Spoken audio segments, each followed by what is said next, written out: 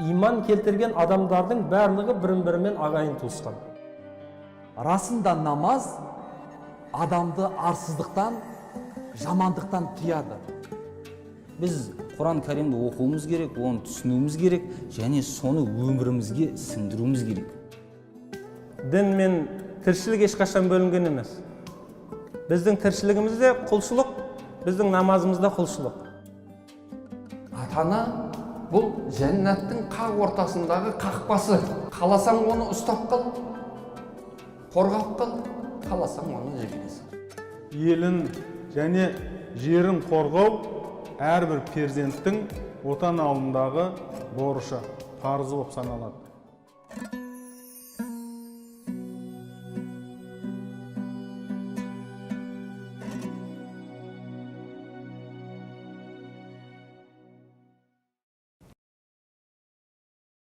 أعوذ بالله من الشيطان الرجيم بسم الله الرحمن الرحيم الحمد لله رب العالمين والصلاة والسلام على رسولنا محمد وعلى آله وأصحابه أجمعين رب اشرح لي صدري ويسر لي أمري واحلل عقدة من لساني يفقه قولي السلام عليكم ورحمة الله وبركاته.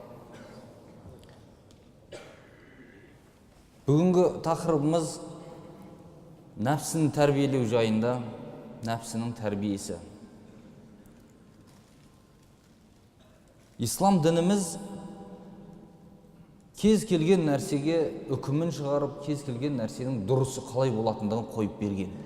Бұл адам баласына айқын әрі анық. Бұлыңғыр қалып кеткен еш нәрсесі жоқ. Соның бірі осы нәпсінің тәрбиесі жайында. Нәпсіні қалай тәрбиелеу керек екендігі. Мына 30 күн оразаны ұстап, оразаның соңына да жетіп қалдық мына. Бұл ораза аятын көретін болсаңыз, Я айюхаллазина аману кутиба алейкумус сиям кама кутиба алаллазина мин қабликум лааллакум таттақун. Ей иман келтірген мұъминдер, бұрынғыларға ораза ұстау парыз етілгендей, сендерге де ораза ұстау парыз етілді, тақуалыққа жетулерің үшін дейді. Ең соң аяттың жалғасы лааллакум таттақун деген сол, тақуалыққа жетулерің үшін. Нәпсіні тыйғызып, адамның тақуалыққа жеткізуі. Бұл нәпсі деген нәрсенің өзіне. Кейбір адамдар осы нәпсі деген жан деп жатады, басқа деп жатады, ондай емес. Адамның ішіндегі құмарту сипаты ғой бұл. Адамның қалауы, құмарту сипатын нәпсі деп айтады.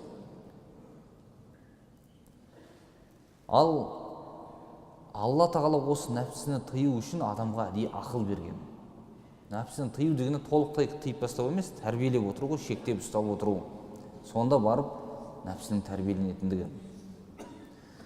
Ал ақыл деген нәрсенің өзін шариғатымыз адамның бойындағы ақ пен қараны айыратын қасиеті ретінде айтады. Жүрек пен ақылдың бірін-біріне байлау арқылы адамның ақ пен қараны ажырату сипаты. Кейбір адамдарымыз бұны бастығы ми деп айтады, ақыл деген ми емес қой, ми деген хайуанда да бар ғой, бірақ ақыл жоқ қой. Соның үшін ақыл деген ажырату бір сипат екендігін, бұл да адамның бір бойындағы бір қасиет екендігін айтады. Күллу маулудин юладу алал фитра. Әрбір бала туылған уақытта фитратпен туылады дейді. Яғни фитратыл ислам дейді бұны. Ислам табиғаты. Адамның жаратылған кезде Алла тағала оны тап-таза қылып жаратуы ешқандай бұзылған пасықтық іс-әрекеттерге араласпаған таза күйінде туылады, дұрыстықты ойлай алатын, жақсылыққа көмектесіп, жамандықтан қашатын, зұлымдыққа ұшыраған адамдарға көмектесетін сондай жақсы бір табиғатта жаратқан адам. Өзінің табиғатын қандай болу керек болса, адамның сол табиғатқа. Ислам дініміз осы табиғатын сақтауға үндеген. Пайғамбарымыз саллаллаху алейхи ва саллям осы себептен муру абнаакум бис-салати ва кум абнау саб'ин. Балаларың 7 жасқа жеткен кезде намаз оқуды үйретіңдер деп айтқан. Бұның себебі адамды жастайынан үйрете бастау, нәпсін тәрбиелеуге. Намазын үйретіп, оразасын үйретіп, дін үйретіп, баланы тәрбиелей бастау керек екендігі осы хадис шарифтен білінеді. Құран Кәрімде Шамс сүресінің 8-10 аяттарында فَأَلْهَمَهَا فُجُورَهَا وَتَقْوَاهَا Алла тағала нәпсіге тура жолды да, яғни тақуалық жолында және жаман жолды да үйретті дейді, оған көрсетті, білдірді. Қад афлаха ман заккаха ва қад хаба ман дassаха. Кім сол нәпсісін кірлеткен болса, ол адам қор болады, ал кім нәпсін таза ұстаса, ол адам құтылды дейді.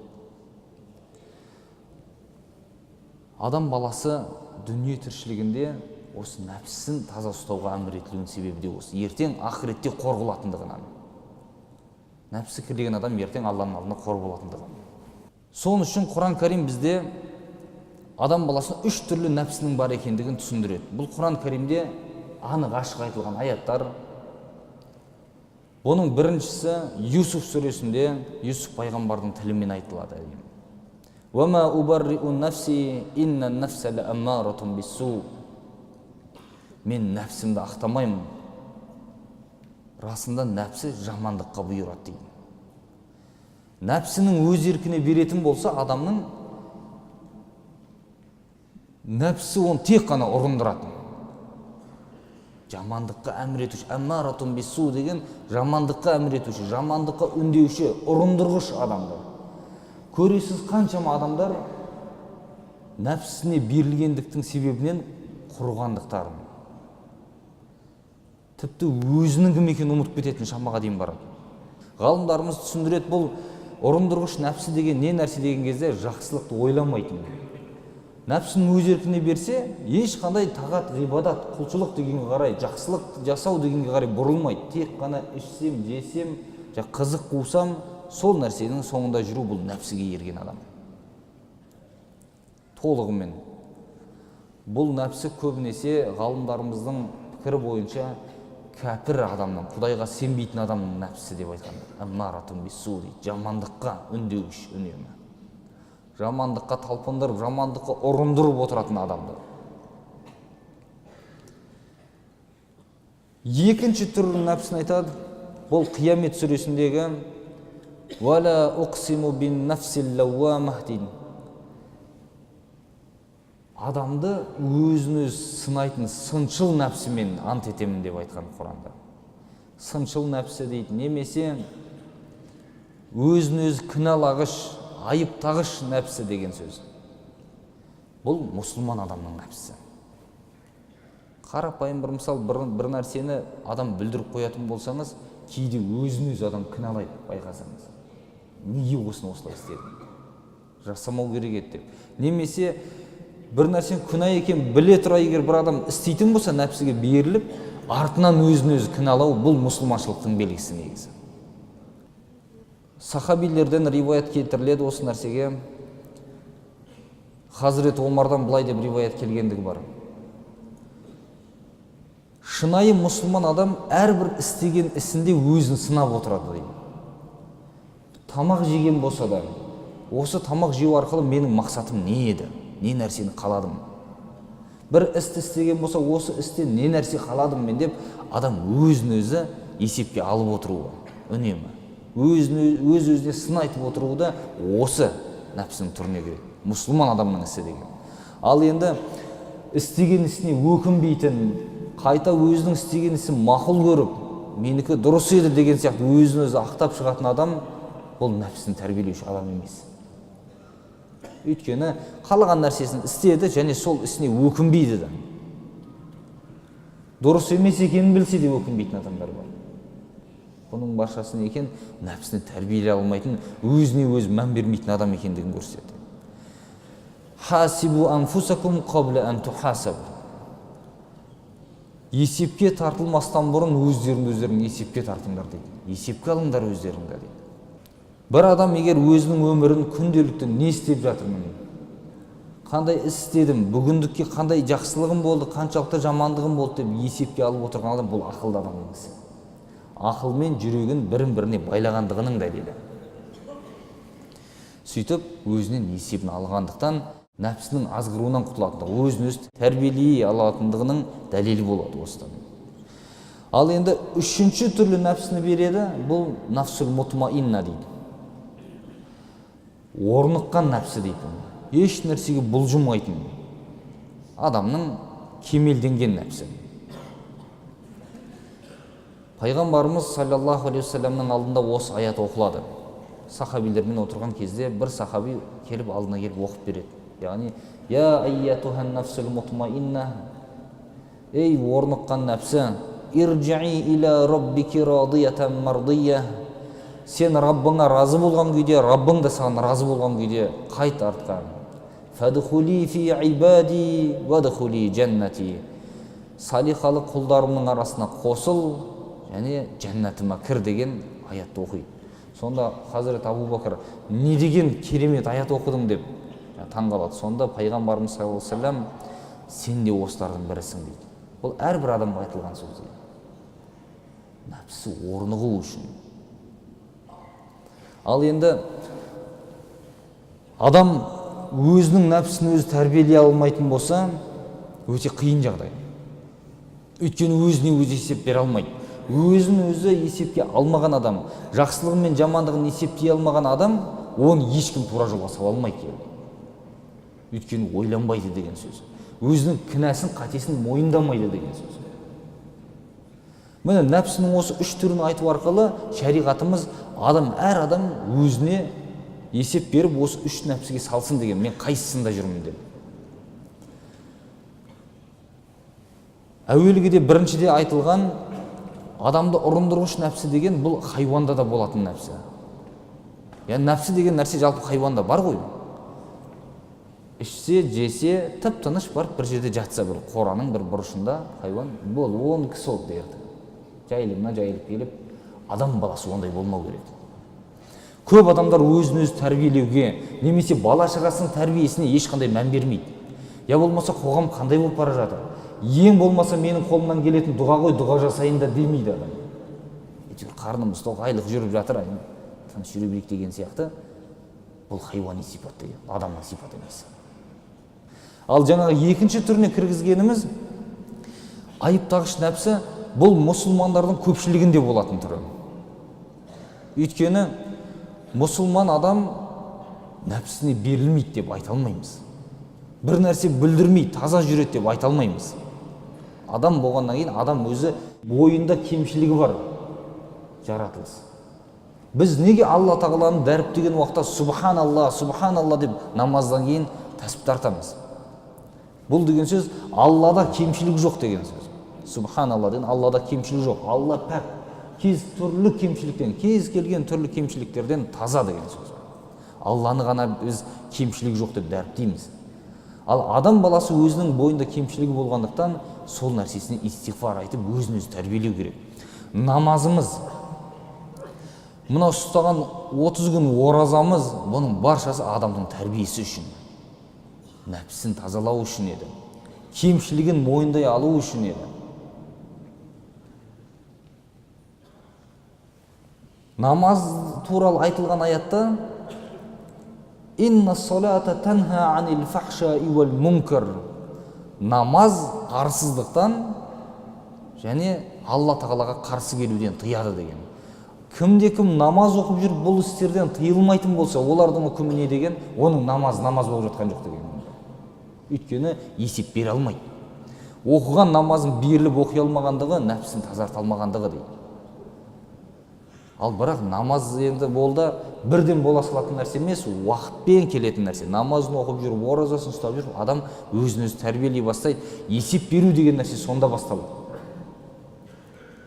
Кейбір адамдар мынандай қате пікірде болады бізде.